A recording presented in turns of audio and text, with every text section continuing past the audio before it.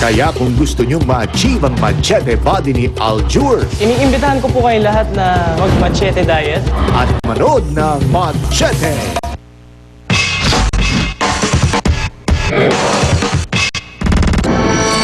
Umiikot po ngayon sa Luzon ang isang container van na kung tawagin computer on wheels. At alam nyo bang sa tulong niyan, 9,000 Pilipino na nakapag-aral ng computer ng libre. Ang report na ito, una sa saksi.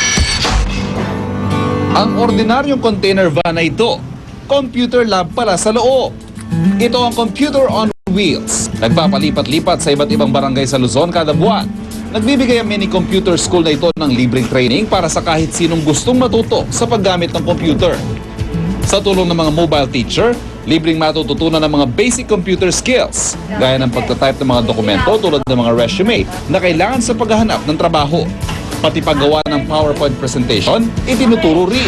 Una, ma-increase yung kanilang chances of learning, yung grades nila tataas. Pangalawa, they can gain employment out of it.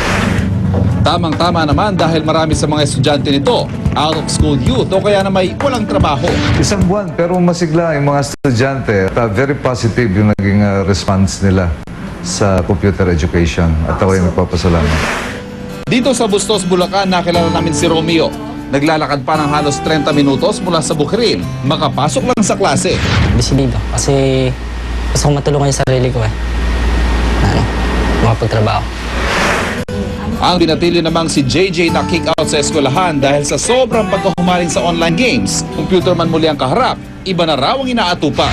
Marami na rin ako matutunan tulad nito. Kasi dati puro gaming lang alam ko. Tapos ngayon, sanay na rin akong gumawa ng resume. Bukod sa libre, wala rin pinipiling edad ang computer on wheels. Si Aling Daisy nga, 46 na taong gulang. Nanginig pa raw ng una makahawak ng mouse. Anong umpisa talaga nangapa ako, pero the second day, alam ko na kung ano yung gagawin ko. At malayo na nga narating ng computer on wheels. Biruin nyo, 9,000 estudyante na nagtapos nila mga short course mula 2004. Decided sila na matuto kasi malaking tulong sa kanila. Sabi nga namin, yung mga certificates namin, hindi lang pang Pilipinas. Kahit po sa ibang bansa nagagamit po iyon. Para sa saksi, Van Maria nag-uulat. Susunod na ang eyewitness at ang mga pangyayaring tinutukan yung nag-iisang liga ng katotohanan.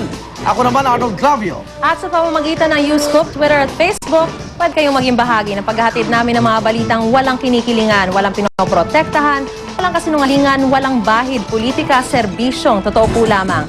Sa ngalan ni Vicky Morales, ako si Mariz Umali. Hanggang bukas, sama-sama tayong magiging saksi.